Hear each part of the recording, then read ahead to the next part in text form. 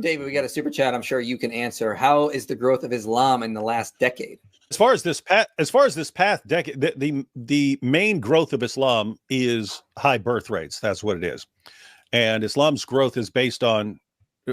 Matter of fact, when you heard Muslims running with this argument, Islam is the fastest growing religion, that means it's true.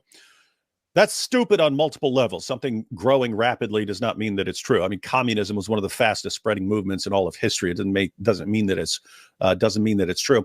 You can make a very similar argument. You can say, well, Christianity is the biggest religion, therefore it must be true. No Muslim's going to accept that. But they all ran with, Islam's the fastest growing religion because of a Pew study, which said that Islam is the world's fastest growing religion.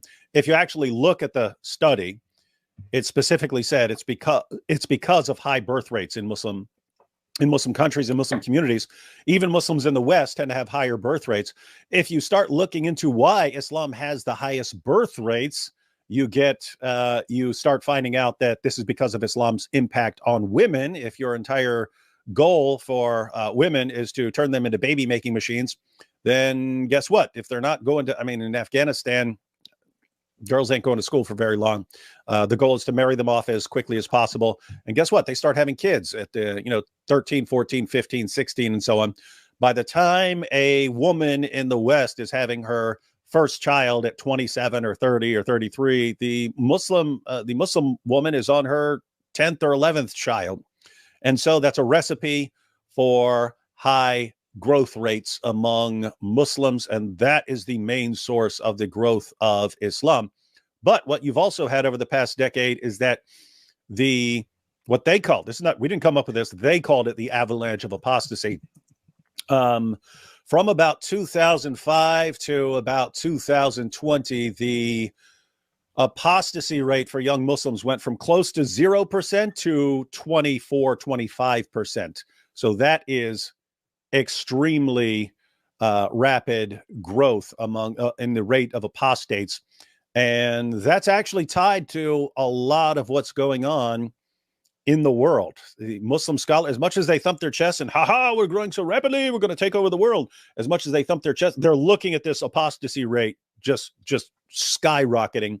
And they're in a panic mode because the apostasy rate is soon going to pass the birth rate, and the birth rates are not going to be able to deal with the apostasy rate. And so basically overall, the situation is, if you go back 20 years, your average Muslim who is aware of the growth of Islam could be thinking to himself, this was pretty standard back then.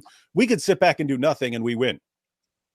We don't have to do anything and we win just by birth rates. 50 years from now, we're going to have the biggest numbers in the world.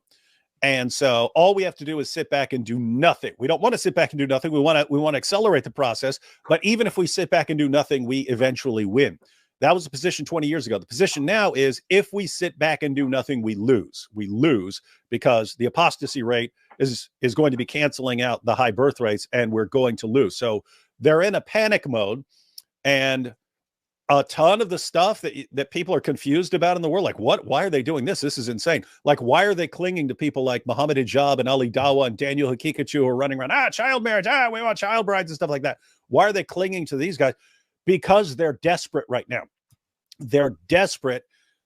What are we going to do about the massively accelerating apostasy rates? We have to do something. We have to do it right now. You can't wait 10 years. 10 years, what's the apostasy rate going to be? 40%, 50%, 60%? What's it? You can't wait until then.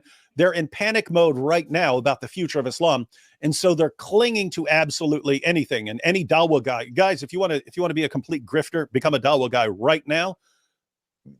They will rally around you and shower you with attention and money right now, if that's the route you want to go.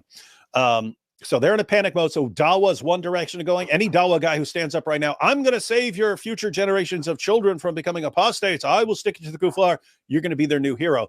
But there's another direction people are going in, and this is what you see with Iran and Hamas and the resurgence of ISIS. They're in a panic mode too. They understand we cannot wait 10 or 20 years. It's too late. A study a few years ago showed that 40% of people in Iran still believe in Islam. 40%. It's a Muslim minority nation, if that study is correct. Now, that could be somewhat biased because it was an online poll. So there could be villages and so on that don't have internet access or something like that are skewed. Point is, you're still dealing with let's say half, to be generous and say it's skewed somewhat. You're talking about half the population doesn't even believe in Islam anymore. If you're Iranian leaders, you're looking at that going, we cannot continue like this. It's going to be too late. What do you have to do? You have to set off. You have to set things off. So Iran pushes the button on Hamas to launch a terrorist attack. They're trying everything they can to consolidate Muslims. So notice the goal. We'll have Hamas launch an attack against Israel. Israel will retaliate. This will put Muslims in the world in a defensive position. Oh no, we're being attacked right now, and hopefully we can deal with the apostasy problem. But so anyway, yeah, you have still had the growth of Islam because of the birth rates, but the apostasy rates are catching up with it, and Muslims are in a state of panic right now.